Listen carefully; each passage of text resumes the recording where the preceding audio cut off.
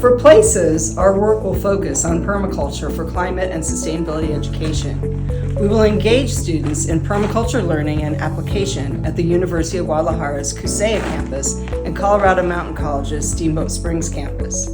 Permaculture is a systems design and implementation practice for applied sustainability that addresses diverse areas of climate action, such as food growing, disaster preparedness, social equity, and building community relationships for social resilience. We will reach students who typically cannot study abroad and are studying in areas not typically thought of as environmental. And we will encourage students in our institutions to strengthen community-based climate education and action. Mi nombre es Ina Daniela, voy en Gestión y Economía Ambiental aquí en CUCEA, estoy en mi 7º semestre y yo llegué al huerto en mi 3er semestre. Ya van 3 años desde que conocí este espacio. Fui parte de las primeras personas que llegamos aquí, el profesor Harold Dutton nos invitó.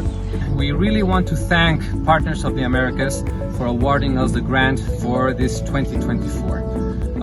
Places, I think, will be a great opportunity to develop permaculture abilities at CUCEA thanks to the knowledge and expertise that Tina Evans and her partners at CMC have.